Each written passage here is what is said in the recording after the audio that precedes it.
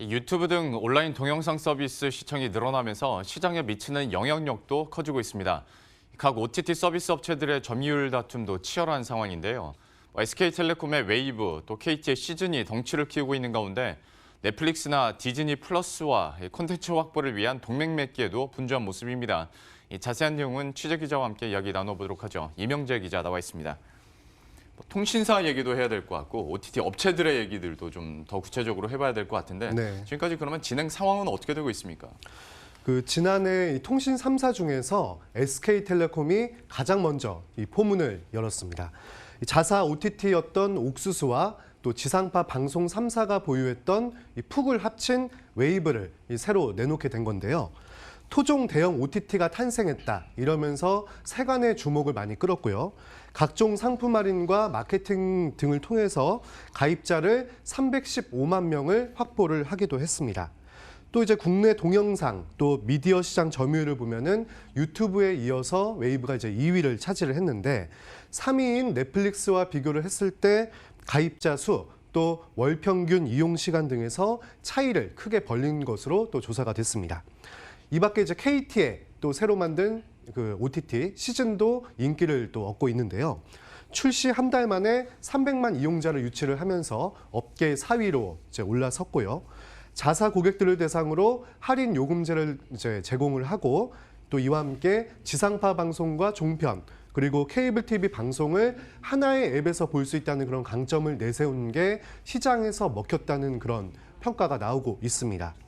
KT와 SKT 모두 콘텐츠 다양화는 물론 또 고객 증대를 노리기 위해서 이 디즈니 플러스 같은 새로운 파트너와의 또 계약 체결을 강력히 원하고 있고 러브콜을 또 보내고 있다고 합니다.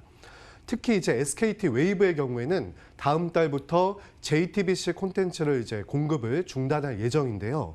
이렇게 되면은 예능 프로그램과 드라마 같은 그런 인기 있는 콘텐츠들을 이제 제공하지 못한다는 점에서 새로운 콘텐츠 제작사 구하기에 더욱 열을 올리는 실정입니다. 예.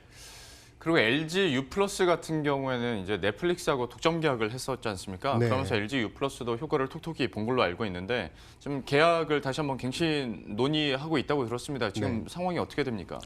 LG U+는 이제 지난해 방대한 그런 콘텐츠를 보유하고 있는 글로벌 사업자 넷플릭스와 이 국내 통신사로는 처음으로 이 독점 계약을 맺었습니다. 그래서 이제 제휴를 통해서 TV뿐만 아니라 모바일 고객들에게도 이 넷플릭스가 만든 오리지널 콘텐츠를 비롯해서 다양한 볼거리를 이제 제공을 했고 그 효과를 톡톡히 누렸습니다.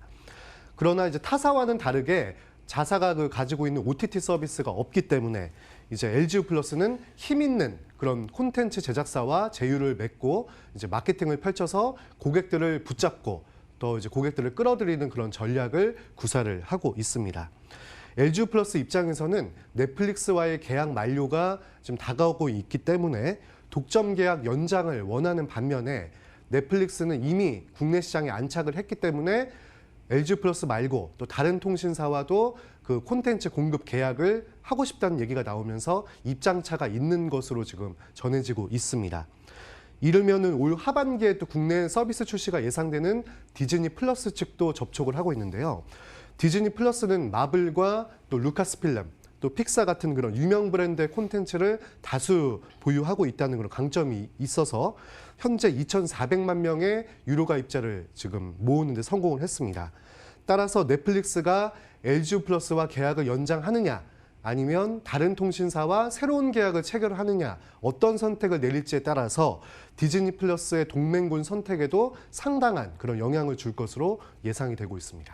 이렇게 OTT 시장에서 치열하게 경쟁이 펼쳐지다 보니까 아무래도 계속 강조되는 건 오리지널 콘텐츠를 얼마나 확보하느냐 또 이게 관건이 될 것 같고 하다 보면 이제 각사에서는 어떤 제작하는 데 돈을 어마어마하게 들이고 있다는 걸로 알고 있는데 실제로 규모가 어느 정도 됩니까?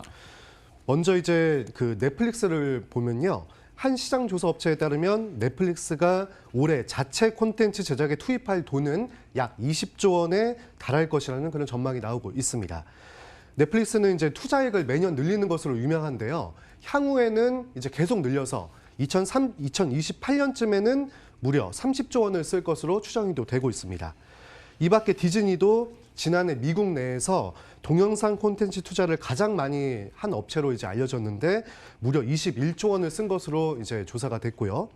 TV 시청이 줄어드는 반면에 OTT 사용이 점점 늘어남에 따라서 또 경쟁자들이 그만큼 위협적으로 다가오기 때문에 디즈니 입장에서는 이들을 따돌리기 위해서 더욱더 이 투자 규모를 늘리는 그런 추세입니다. 디즈니가 또 한국을 비롯해서 아시아 시장 그 진출을 또 꾀하고 있기 때문에 넷플릭스 또 국내 OTT인 웨이브 또 이제 시즌 같은 곳들과 요금 경쟁도 본격화될 양상입니다. 한편 이제 SK텔레콤은 자회사인 SK 브로드밴드와 케이블 TV, T브로드 합병을 위해서 콘텐츠 투자 계획을 밝히기도 했는데요. 향후 5년간 이 콘텐츠 투자에 4조 원을 투입하고 그중에 OTT 등 이 모바일 기반 콘텐츠 제작에만 9,250억 원을 쓰겠다고 입장을 내놓기도 했습니다. 이 글로벌 미디어 기업의 영향력이 점점 이제 확대됨에 따라서 이에 대응해 좀 더 고품질의 콘텐츠를 만들고 또 넷플릭스의 대항마 역할을 제대로 하겠다는 생각이어서 앞으로의 그런 행보가 더욱 주목되고 있습니다. 예. 지금까지 이명재 기자와 함께했습니다. 잘 들었습니다. 네.